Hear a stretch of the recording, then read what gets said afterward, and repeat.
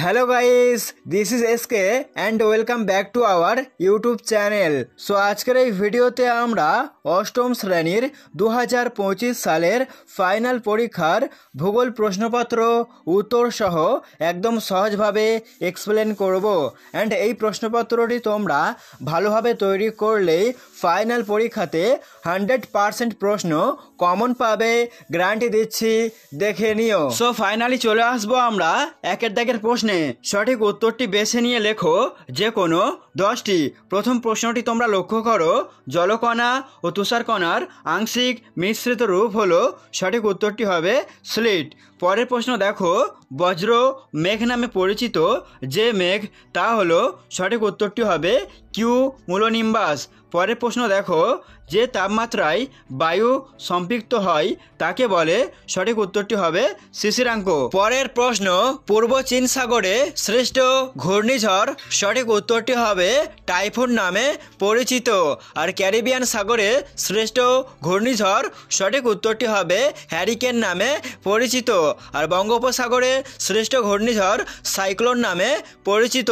এটা তোমরা মনে রাখবে। পরের প্রশ্ন দেখো, খুবই গুরুত্বপূর্ণ, পৃথিবীর শ্রেষ্ঠ চলচ্চিত্র শিল্প ক্যালিফোর্নিয়ার হলিউড, সঠিক উত্তরটি হবে ভূমধ্যসাগরীয় জলবায়ু অঞ্চলে অবস্থিত। পরের প্রশ্ন দেখো, একটি পরিবেশ বান্ধব শক্তি হলো, সঠিক উত্তরটি হবে জলবিদ্যুৎ শক্তি। পরের প্রশ্ন, এস্কিমোদের সিল মাছের চামড়ায় তৈরি নৌকাকে বলে, সঠিক উত্তরটি হবে কায়াক। পরের প্রশ্ন দেখো, কয়লা ও খনিজ তেল পাওয়া যায়, সঠিক উত্তরটি হবে পাললিক শিলায়। পরের প্রশ্ন, পৃথিবীর বৃহত্তম প্রবাল প্রাচীর হলো, সঠিক উত্তরটি হবে গ্রেট ব্যারিয়ার রিফ। খুবই গুরুত্বপূর্ণ একটা প্রশ্ন এটা। পরের প্রশ্ন, চুনাপাথর যে খনিজ দিয়ে গঠিত তা হলো, সঠিক উত্তরটি হবে ক্যালসাইট। পরের প্রশ্ন, ক্রান্তীয় শীতকাল দেখা যায় কোন জলবায়ু অঞ্চলে, সঠিক উত্তরটি হবে নিরক্ষীয় জলবায়ু অঞ্চলে। পরের প্রশ্নটি দেখো, ভোপালের গ্যাস দুর্ঘটনায় যুক্ত বিষাক্ত গ্যাসটি হলো, সঠিক উত্তরটি হবে MIC অর্থাৎ মিথাইল আইসোসায়ানাইট। এবারে চলে যাব আমরা পরের প্রশ্ন, ভোপাল গ্যাস দুর্ঘটনাটি ঘটে, সঠিক উত্তরটি হবে 1984 সালে। পরের প্রশ্ন দেখো, ইউক্রেনের চেরনোবিল পরমাণু দুর্ঘটনা ঘটেছিল, সঠিক উত্তরটি হবে অপশন নাম্বার বি 1986 সালে। পরের প্রশ্নটি দেখো, আর্থ সামিট 1992 সালে অনুষ্ঠিত হয়েছিল, সঠিক উত্তরটি হবে রিও ডি জেনিরো শহরে। পরের প্রশ্নটি দেখো, রূপোর শহর নামে পরিচিত যে শহরটি তা হলো, সঠিক উত্তরটি হবে ব্রোকেন হিল। পরের প্রশ্ন দেখো, ইয়াকুত স্যামোয়েদ উপজাতির মানুষেরা বসবাস করে, সঠিক উত্তরটি হবে ইউরেশিয়ার সাইবেরিয়ায়। পরের প্রশ্ন দেখো, ক্রান্তীয় মৌসুমী জলবায়ুর অন্তর্গত উপজাতি গোষ্ঠী হলো, সঠিক উত্তরটি হবে সেমাং। ঠিক আছে, চলে যাব আমরা পরের প্রশ্নে। মাই ডার্লিং অববাহিকায় সৃষ্ট নাতিশীতোষ্ণ তৃণভূমি যে নামে পরিচিত তা হলো, সঠিক উত্তরটি হবে ডাউনস। পরের প্রশ্নটি দেখো, বিশ্ব পরিবেশ দিবস পালিত হয়, সঠিক উত্তরটি হবে 5ই জুন। এবারে চলে যাব আমরা পরের প্রশ্ন, খুবই গুরুত্বপূর্ণ, পৃথিবীর কসাইখানা বলা হয়, সঠিক উত্তরটি হবে শিকাগো শহরকে। এবারে চলে যাব আমরা পরের প্রশ্নে, ওশিয়ানিয়া মহাদেশের দীর্ঘতম নদীটি হলো, সঠিক উত্তরটি হবে মাই ডার্লিং। খুবই গুরুত্বপূর্ণ একটা প্রশ্ন। পরের প্রশ্ন দেখো, অর্থাৎ MCQ লাস্ট প্রশ্ন, ওশিয়ানিয়ার সর্বোচ্চ শৃঙ্গের নাম, সঠিক উত্তরটি হবে মাউন্ট উইলহেলম, যেটি পাপুয়া নিউগিনিতে অবস্থিত। এই গেল তোমাদের MCQ প্রশ্ন। এবারে চলে যাব আমরা 2 দাগের প্রশ্নে। দেখো, শূন্যস্থান পূরণ করতে হবে। তো প্রথমে রয়েছে স্ট্র্যাটোকিউমুলাস মেঘের অপর নাম হলো ড্যাশ, এখানে শূন্যস্থানে হবে বাম্পি ক্লাউড। পরের প্রশ্ন দেখো, খনিজের কাঠিন্য পরিমাপের স্কেল হলো ড্যাশ স্কেল, এখানে সঠিক উত্তরটি হবে মোহ স্কেল। পরের প্রশ্ন দেখো, বায়ুর আর্দ্রতা পরিমাপক যন্ত্রের নাম হলো ড্যাশ, এখানে শূন্যস্থানে হবে হাইগ্রোমিটার। পরের প্রশ্ন দেখো, গুজরাটের ড্যাশ অরণ্য সিংহের জন্য বিখ্যাত, এখানে শূন্যস্থান হবে গির অরণ্য। পরের প্রশ্ন দেখো, পশ্চিমবঙ্গের ড্যাশে উষ্ণ প্রস্রবণ দেখা যায়, এখানে শূন্যস্থানে হবে বক্রেশ্বরে। পরের প্রশ্ন দেখো, পার্বত্য বায়ুর অপর নাম হলো ড্যাশ, এখানে শূন্যস্থান হবে ক্যাটাবেটিক বায়ু। 7 নম্বর প্রশ্ন, লালকেল্লা, উদয়গিরি, খণ্ডগিরির মন্দির, খাজুরাহোর মন্দির এবং জয়সলমীরের সোনার কেল্লা তৈরি হয়েছে ড্যাশ দিয়ে, এখানে শূন্যস্থানে হবে বেলে পাথর দিয়ে।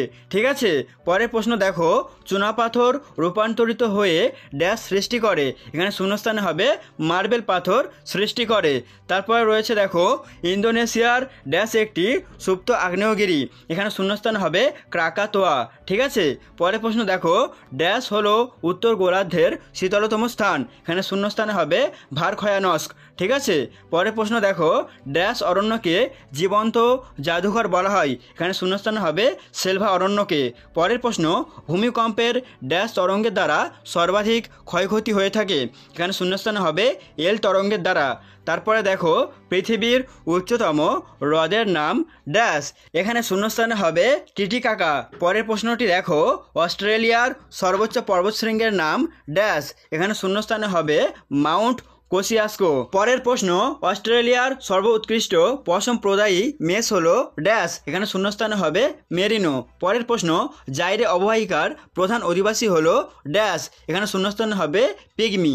তারপরের প্রশ্নটি দেখো, নিউজিল্যান্ডের পার্বত্য অঞ্চলে বৃহত্তম হিমবাহ সৃষ্ট হ্রদের নাম হলো ড্যাশ, এখানে শূন্যস্থানে হবে তাওপো।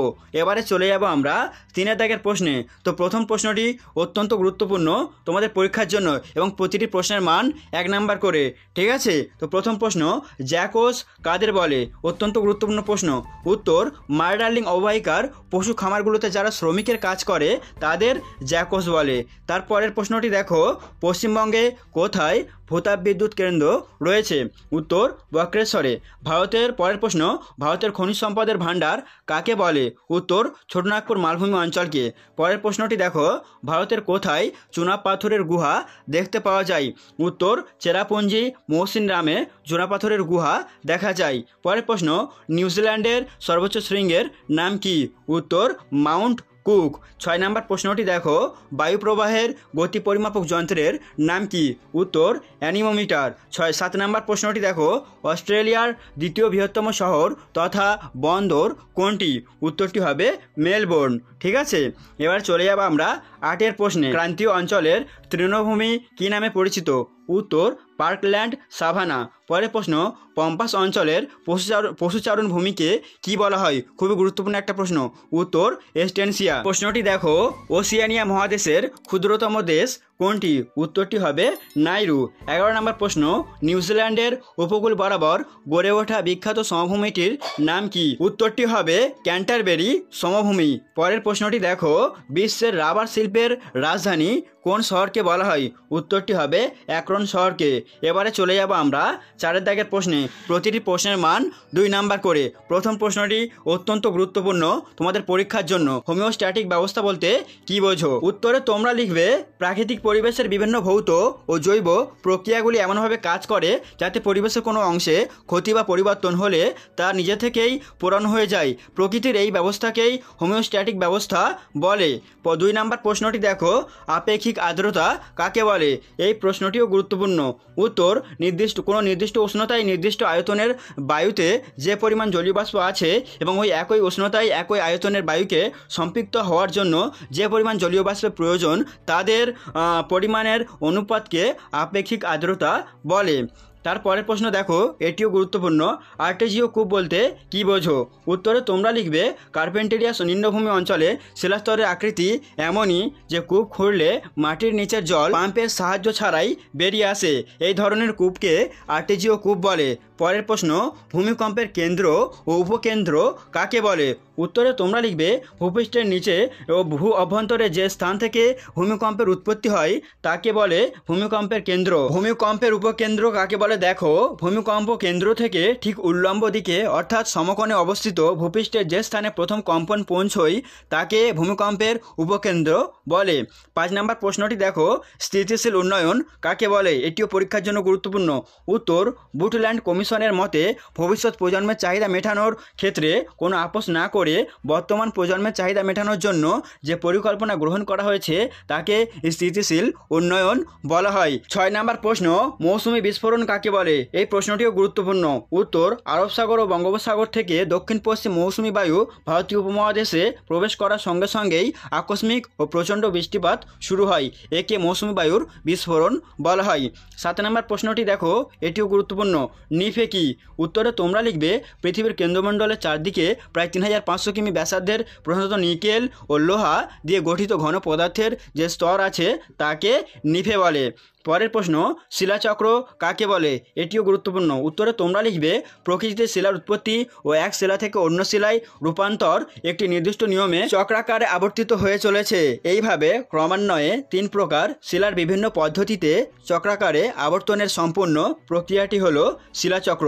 দেখো পরের প্রশ্ন, ITCZ বা আন্তঃক্রান্তীয় অভিসরণ অঞ্চল কি? এই প্রশ্নের উত্তরে তোমরা লিখবে উত্তর পূর্ব ও দক্ষিণ পূর্ব আয়নবায়ু নিরক্ষীয় অঞ্চলে মিলিত হয়। এই স্থানই আন্তঃক্রান্তীয় অভিসরণ অঞ্চল বা ITCZ নামে পরিচিত। এই অঞ্চলের আরেক নাম হচ্ছে নিরক্ষীয় শান্ত বলয়। পরের প্রশ্নটি দেখো, জীবাশ্ম কি?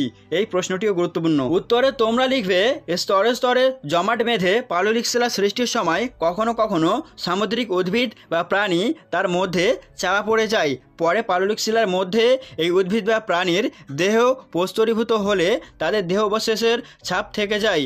একে জীবাশ্ম বলে। পরের প্রশ্নটি দেখো, ইগলু ও টিউপিক কি? এই প্রশ্নটিও পরীক্ষার জন্য গুরুত্বপূর্ণ। উত্তরে তোমরা লিখবে তুন্দ্রা জলবায়ু অঞ্চলে তীব্র শীতে কৃষিকাজ হয় না, তাই এখানকার অধিবাসীরা যাযাবর জীবনযাপন করে। শীতকালে একরকম গোলাকার বরফের ঘরে বাস করে। এই গৃহবাসকে ইগলু বলে। এবং গ্রীষ্মকালে বরফ গলে গেলে শিল মাছের চামড়ায় তৈরি এস্কিমোরা তাঁবুতে বাস করে। এই গৃহবাসকে টিউপিক বলে। এবারে চলে যাব আমরা পরের প্রশ্নে। সিসমোগ্রাফ কি? খুবই গুরুত্বপূর্ণ একটা প্রশ্ন। পরের প্রশ্নটি দেখো, অ্যাস্ট্রোনোস্ফিয়ার কাকে বলে? এটিও গুরুত্বপূর্ণ। শিলামণ্ডল কাকে বলে? শিলার প্রবেশসাথা বলতে কি বোঝায়? আগ্নেয় শিলা ও রূপান্তরিত শিলার দুটি বৈশিষ্ট্য লেখো। পরের প্রশ্ন দেখো, টিকা লেখো। গ্রেট ব্যারিয়ার রিফ অত্যন্ত গুরুত্বপূর্ণ। এবং ফ্লোরোক্লোক্রেন এটিও গুরুত্বপূর্ণ। এক্সট্রা প্রশ্ন একটি রয়েছে, দেখো রেগোলিথ কাকে বলে? তো এই প্রশ্নের উত্তরগুলো তোমরা পেতে চাইলে অবশ্যই আমার হোয়াটসঅ্যাপ গ্রুপ থেকে কালেক্ট করে নিতে পারো। তো এবার চলে আসবো আমরা 5 দাগের প্রশ্নে। প্রতিটি প্রশ্নের মান 3 নাম্বার করে। প্রথম প্রশ্ন অত্যন্ত গুরুত্বপূর্ণ। তুন্দ্রা জলবায়ু অঞ্চলের অধিবাসীদের জীবনযাত্রার বিবরণ দাও। খুবই গুরুত্বপূর্ণ একটা প্রশ্ন, তোমাদের পরীক্ষাতে আসার মতো। পরের প্রশ্নটি দেখো, ঘূর্ণবাত ও প্রতিপ ঘূর্ণবাতের মধ্যে 3টি পার্থক্য লেখো। এটিও অত্যন্ত গুরুত্বপূর্ণ তোমাদের ফাইনাল পরীক্ষার জন্য। 3 নাম্বার প্রশ্ন, ভূমধ্যসাগরীয় জলবায়ু ও তুন্দ্রা জলবায়ু অঞ্চলের 3টি করে বৈশিষ্ট্য লেখো। এই প্রশ্নটিও অত্যন্ত গুরুত্বপূর্ণ। অথবা ভূমধ্যসাগরীয় জলবায়ু অঞ্চলের স্বাভাবিক উদ্ভিদ সম্পর্কে লেখো। পরের প্রশ্ন, পরিবেশের অবনমন বলতে কি বোঝো? পরিবেশ অবনমনের মনুষ্য সৃষ্ট কারণগুলি লেখো। এই প্রশ্নটিও গুরুত্বপূর্ণ এবং এর সাথে তোমরা পরিবেশ অবনমনের ফলাফলগুলিও ভালো করে দেখে রাখবে। ঠিক আছে। পরের প্রশ্নটি দেখো, সমুদ্রবায়ু ও স্থলবায়ুর মধ্যে 3টি পার্থক্য লেখো। এই প্রশ্নটিও গুরুত্বপূর্ণ। পরের প্রশ্ন, অ্যানাবেটিক ও ক্যাটাবেটিক বায়ুর মধ্যে পার্থক্য লেখো এবং এর সংজ্ঞাগুলো তোমরা ভালোভাবে দেখে রাখবে। তারপরে দেখো, মৌসুমী বায়ুকে স্থলবায়ু ও সমুদ্রবায়ুর বৃহৎ সংস্করণ বলা হয় কেন? এই প্রশ্নটিও তোমরা ভালো করে করবে। তারপরের প্রশ্ন দেখো, ভূমধ্যসাগরীয় জলবায়ু অঞ্চলকে ফলের ঝুড়ি বলা হয় কেন? পরের প্রশ্ন, অ্যামাজন নদীর মোহনায় বদ্বীপ সৃষ্টি হয়নি কেন? এই প্রশ্নটিও কিন্তু অনেক স্কুলে আসতে চলেছে। পরের প্রশ্ন, ওশিয়ানিয়া মহাদেশের নদ নদী সম্পর্কে আলোচনা করো। এই প্রশ্নটি বেশ গুরুত্বপূর্ণ।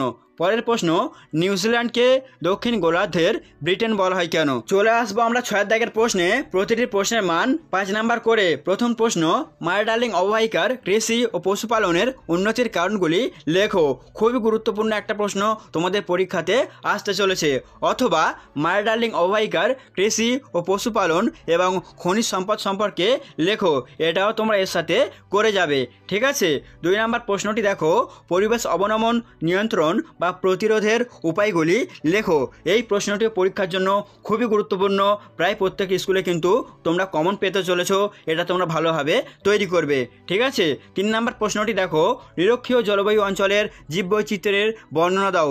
এই প্রশ্নটিও অত্যন্ত গুরুত্বপূর্ণ এবং এর সাথে তোমরা নিরক্ষীয় জলবায়ু অঞ্চলের স্বাভাবিক উদ্ভিদ ও বন্যপ্রাণী এটা তোমরা ভালোভাবে করবে। অথবা নিরক্ষীয় জলবায়ুর 3টি বৈশিষ্ট্য লেখো, চাঁদোয়া বলতে কি বোঝো। এই প্রশ্নটিও তোমরা ভালোভাবে তৈরি করবে। ঠিক আছে, 4 নম্বর প্রশ্নটি দেখো, পম্পাস অঞ্চলের কৃষিকাজ ও শিল্প উন্নতির কারণগুলি লেখো। এটাও তোমরা একটু ভালো করে দেখে যাবে। পরের প্রশ্নটি দেখো, উত্তর আমেরিকার হ্রদ অঞ্চলের শিল্প উন্নতির কারণগুলি লেখো। খুবই গুরুত্বপূর্ণ একটা প্রশ্ন এবং এর সাথে তোমরা উত্তর আমেরিকার কৃষিকাজ ও পশুপালন সম্পর্কে এটা একটু দেখে যাবে। ঠিক আছে, 2টো এক্সট্রা প্রশ্ন রয়েছে দেখো, ভূমধ্যসাগরীয় জলবায়ু অঞ্চল এবং মৌসুমী জলবায়ু অঞ্চলের আর্থসামাজিক পরিবেশ বর্ণনা করো। এবং আরও একটি এক্সট্রা প্রশ্ন রয়েছে দেখো, মৌসুমী ভূমধ্যসাগরীয় ও নিরক্ষীয় জলবায়ু অঞ্চলের মধ্যে পার্থক্য নিরূপণ করো। এটা তোমরা ভালোভাবে তৈরি করবে। এবারে চলে আসবো আমরা 6 দাগের প্রশ্নে। পৃথিবীর রেখা মানচিত্রে নিম্নলিখিত বিষয়গুলি প্রতীক চিহ্ন সহ চিহ্নিত করতে হবে। তো দেখো এখানে কি কি রয়েছে, পম্পাস তৃণভূমি, হাডসন উপসাগর, কানাডীয় শিল্ড, গ্রেট ডিভাইডিং রেঞ্জ, মার্ডার্লিং নদী, মেলবোর্ন, রকি পর্বত, গ্রেট অস্ট্রেলিয়ান বাইট, পানামা খাল। এই জায়গাগুলো পৃথিবীর কোথায় অবস্থান করছে তোমরা একটু ভালোভাবে করে নেবে, এখান থেকে কিন্তু তোমরা কমন পেয়ে যাবে। সো বন্ধুরা, এটাই ছিল তোমাদের অষ্টম শ্রেণীর ফাইনাল পরীক্ষার ভূগোল সাজেশন। এই সাজেশনটি তোমরা পরীক্ষার আগে ভালো করে তৈরি করো। আই হোপ তোমরা এখান থেকে 100% অনেক প্রশ্ন পরীক্ষাতে কমন পেতে চলেছো। সেই সঙ্গে আজকের মতো ভিডিওটি এখানে এন্ড করছি। সবাই ভালো থাকবেন, সুস্থ থাকবেন, ধন্যবাদ।